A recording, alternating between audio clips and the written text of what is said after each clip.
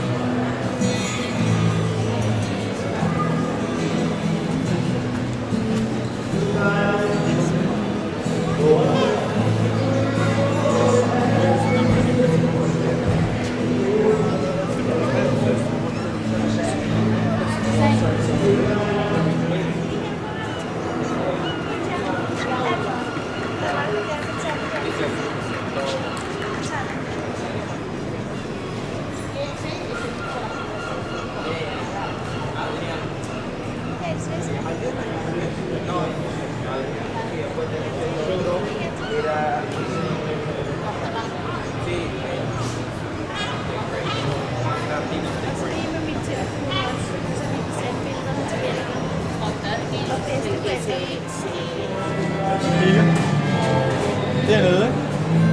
Det blev lavet for 2.000 år siden. Ja, nej, 3.000. Så bygger man ovenpå her. Ikke?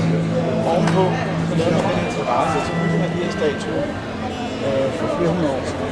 Men så har vi den der kirke deroppe, som var middelalder, og som omkring på 1800-tallet.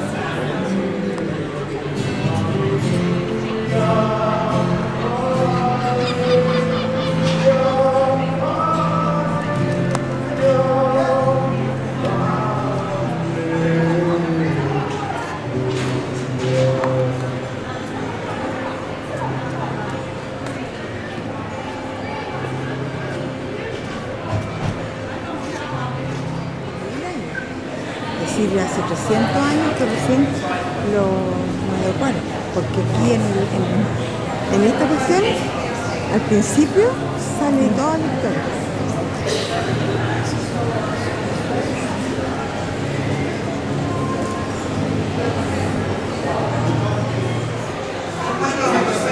Rolly se encuentra en las termas que fueron construidas en el año 45 por los romanos, cuando invadieron Gran Bretaña. Esta terma estuvieron 2000 años escondidas debajo de tierra y ahora hace 300 años que la reactivaron. Esta agua donde se bañaban los romanos cuando llegaron de Italia para tener las mismas comodidades que tenían en su casa. Así que no son habitables en este momento. Hay otros baños más modernos que ayer fuimos nosotros y estos están para exposición.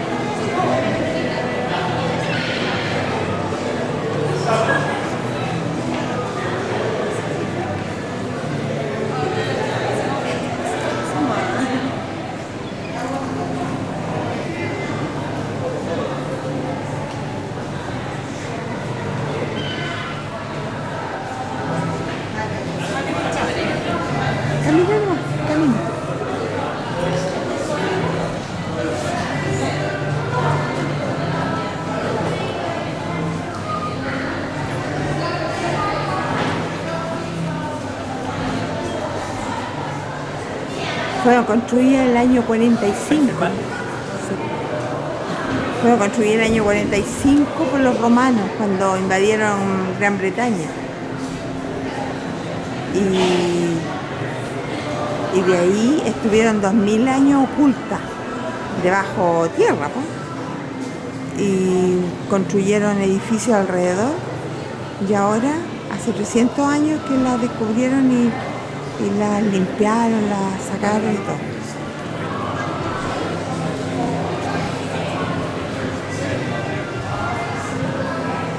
Verde el agua.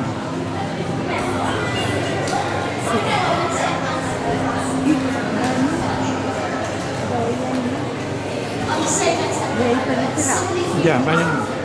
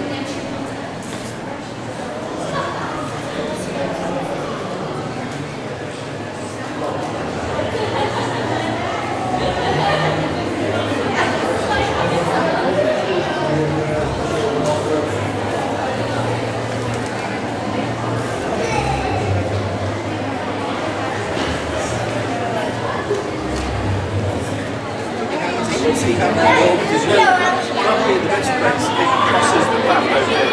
That's where people are. I mean, that's the most amazing thing, to think the water's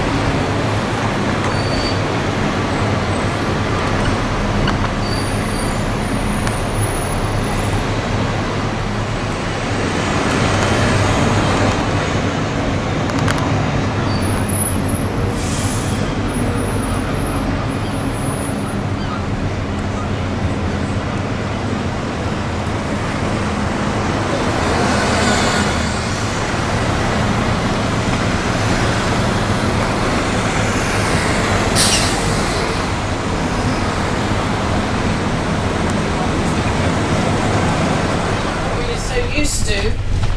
And in fact, the stone is only a veneer or a facade of stone. It's not like the big blocks that they would have used in the old days. You can see how it's divided into panels. The panels were constructed away from the site, brought in and then hung on to the reinforced concrete behind. So quite different to how they did it in the old days. Now we come through, we have the railway across the river from us now. The railway built by Isambard Kingdom Brunel, originally just Bristol to Bath, and then it got taken up to London via the Box Tunnel. Here's the River Avon, sometimes referred to as the Bristol Avon, because we've got lots of Avons. It was a very common name because it was just the Celtic name for river, as simple as that. The area where we are is in fact due for a redevelopment. On the left, very tight-waisted dresses, and to get the required look, ladies and girls would often wear a corset, sometimes gents as well, but it was generally more something for the ladies. And in 1892, that was the corset factory. It was opened by a German called Charles Player. And just a first moment. But the Fairmire Spa will be on the right of the bus. So as we come round to the left, and there's like a pathway where you've got the scaffolding now, where you've got the blue scaffolding or green through there. Look, up there, through there, that's the Fairmire Spa, and you might just get a glimpse of the rooftop pool. Proved to be very popular, as you can imagine. Opened in 2006, and it means that you can do just as people did in the old days. You can actually bathe in the lovely warm waters that we have here in the theatre. This week we have Rupert Everett in Chekhov's Uncle Vanya, so a very big name there. And if that's not enough, we also have Vanessa Redgrave on at the Euston Off, which is all part of the theatre, but a separate theatre house studio just here on the right, which in fact is named after the great actor Sir Peter Ustinov, who was a frequent visitor to the city, and the buildings are now offices. There's also a museum as well, but you have to try and imagine that when they were originally constructed back in the 1720s, late 1720s, their purpose was to provide accommodation for the very rich. It was very much a status symbol coming to Bath. These days, if you're wealthy, you might have a Ferrari or a Lamborghini. In the old days, you came to Bath for several months of the year. So here we are, John Wood's palace is now on our left. You've got the great big Corinthian columns and pilasters, rustication, which is typical of cutting into the stone as well. We call this Palladian architecture, taking the name from the great Italian architect Andrea Palladio, who was from Vicenza in Austin, rents this house, this townhouse. So Jane is here in 1799. Now as we come up again, we're heading back towards what we call John Wood's Palace. This very he gives this very palatial, imposing look to the buildings here. In fact, there are 7 townhouses, but they're linked in the middle by these great big pediment and the columns. There we are. Now, this is just the beginning for John Wood, because then he goes on to build up by the circus. As we come round at the moment, you might see him again on another occasion. Now, it's also here that we can see for ourselves the damage that the coal fires did to our buildings, to the stone, because all of Bath has been cleaned. Because shortly I'll show you exactly what it looked like. If you have a look here on the right, above Shore Trust, just there, you'll see the blackened stone. And that is the result of all those coal fires burning in the old days. All you have to do is... Now as we come through, shortly on the right, there's a big inscription. You'll see it in just one moment as we move on now. It proclaims the Royal York, if you can just see it through there on the right. The Royal York. Now the Royal York by horse and carriage. Now that 100 miles in the old days would have taken about 2.5 days solid travelling. So as I said, it wasn't much fun at all. Now as we come up Lansdowne, we have typical terraced houses. They're very high, as you can see.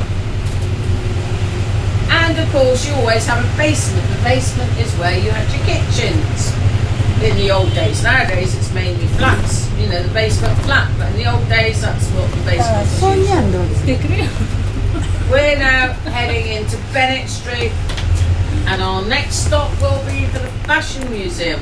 If anybody's thinking of going there, and they were designed by John Wood's son. So just coming up shortly on our left hand side here. Inside here you'll find a ballroom, a tea room and a card room, and in the old days it served as an entertainment venue. And also we have the Fashion Museum. Anyone for the Fashion Museum, by the way? No one for the Fashion Museum at the moment? No? Okay. Well, the entrance is just through there to the left, okay? It doesn't open that early. Just is this 33 townhouses, as you can see. Very highly decorated with the use of the Doric, Ionic and Corinthian columns going up. In the middle, the greenery wasn't here originally. That came a little bit later on. You can also see the frieze with 500 different carvings. Completed in 1754 by John Wood the Elder, but also finished by his son, who takes over the building. On the left, as we come through now, at number 7, there's a plaque above the doorway. Now that house, the entire house there, was in fact bought by a Hollywood star back in 2007. Nicolas Cage was here. So we got a lot of interest, as you can imagine.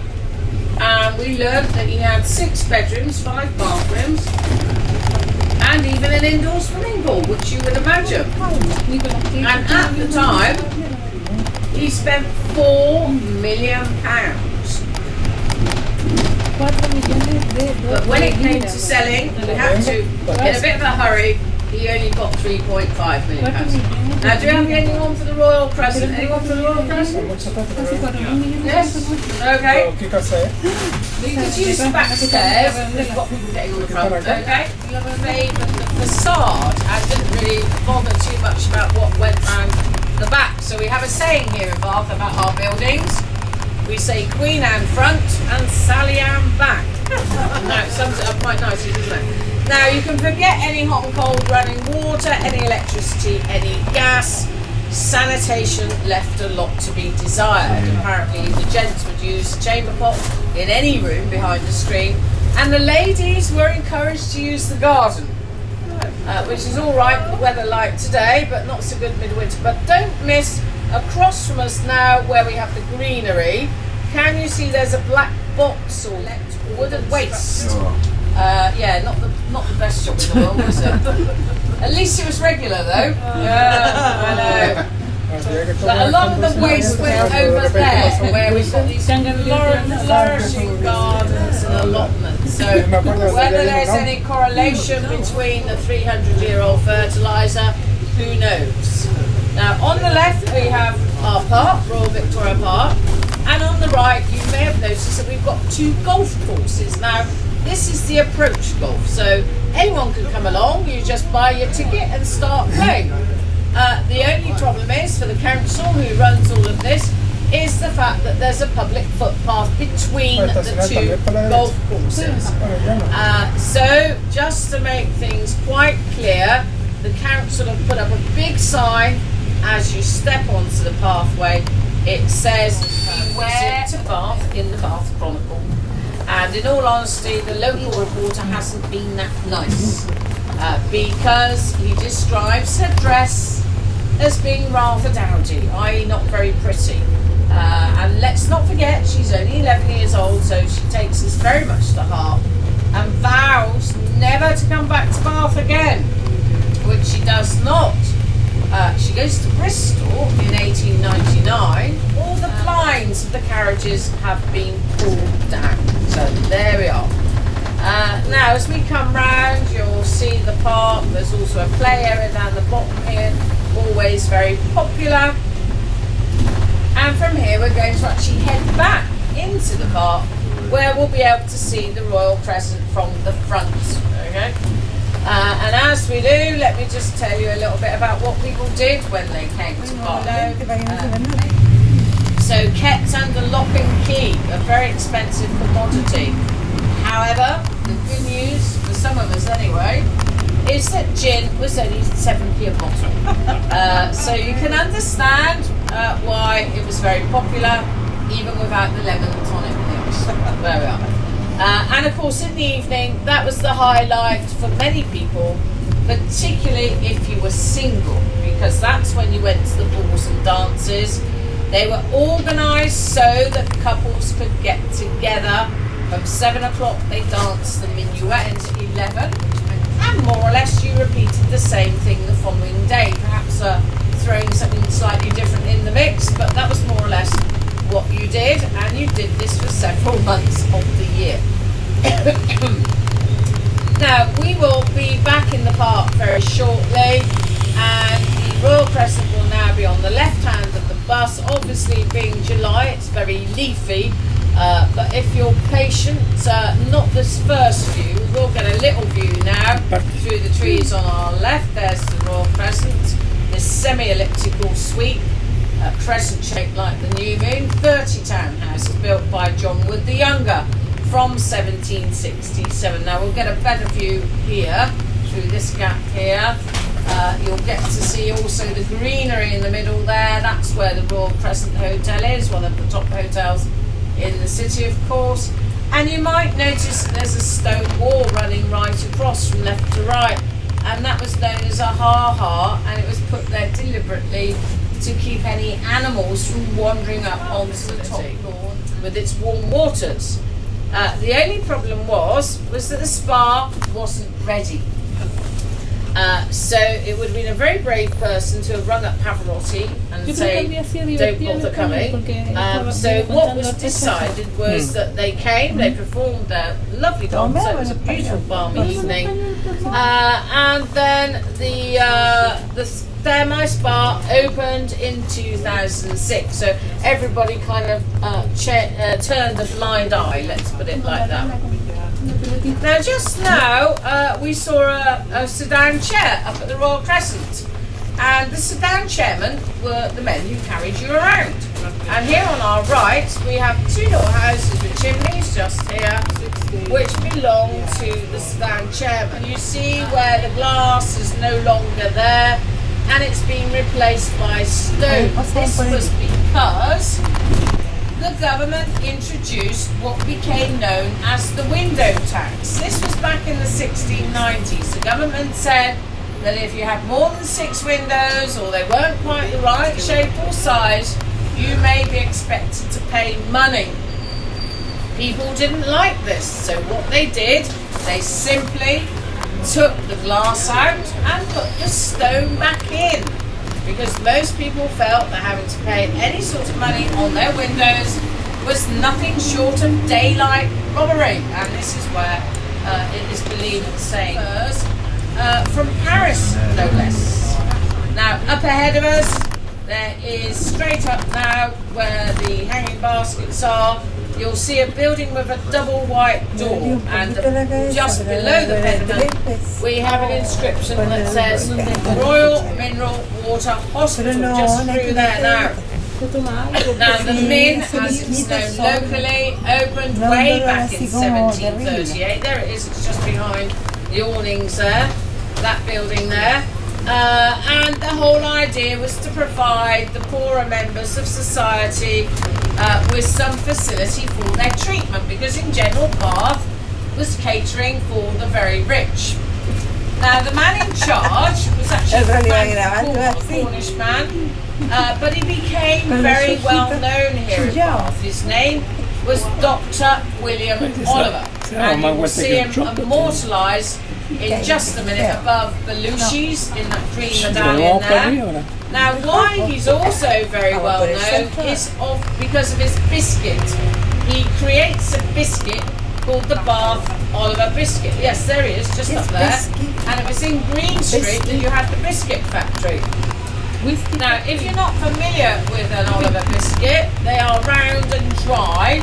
And of course, these days we would eat them with a nice bit of butter. Okay, now, as we come round on the right, we have the Saracen's Head pub with its hanging baskets and the Saracen just there. The pub has got a couple of claims to fame. The first being that it is indeed the oldest pub in the city, going back to 1713. And secondly, it's where a very famous writer stayed on many occasions before they became the publishing of the Pickwick Papers, which of course made him a household name. There are several scenes, if you're familiar with the novel, in Bath. In fact, they go and try the waters as well. Sam Weller and his friends, they're not impressed with it either because of the very irony taste of the water. Charles Dickens then returns to Bath on many occasions. He even buys a house here up at St James's Square, where very near the front. It's very nice indeed. Now, as we come back through, we've got the Town Hall or Guild Hall just on our right hand side. There's the indoor market just through there. And we're making our way down Bridge Street. Bridge Street because at the end of this street there's a bridge. Our world famous Pulteney Bridge, which has got the shops on either side. And then up ahead is our longest street, Great Pulteney Street, that you get to see on the Skyline tour before you head up into the hills. Now we're back on Grand Parade where we were earlier on, and we're now heading back to the Abbey. If you haven't done the Skyline tour yet and you fancy doing that, the buses are just through there in front of the Abbey Hotel. So you just get off our bus, go to the left, follow the buildings along, and you'll find the Skyline buses there. They run through till 5:30, so a little bit earlier. So we'll shortly be pulling in here on our left. I hope you've all enjoyed the tour with myself and Mo today. We are allowed to accept gratuities. There's a tin just downstairs on the way out. And I'd just like to wish you a lovely stay in Bath. Thank you very much indeed. Thank you. Okay. Roman bars just through there.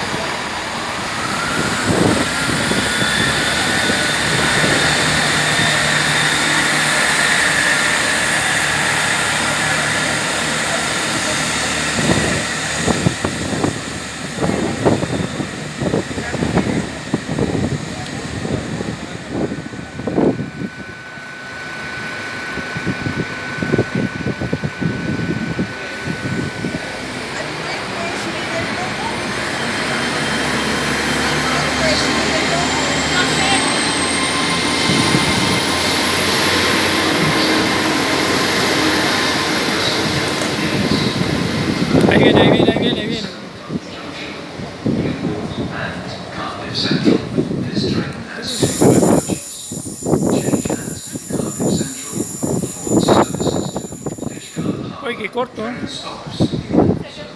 Sí, pues.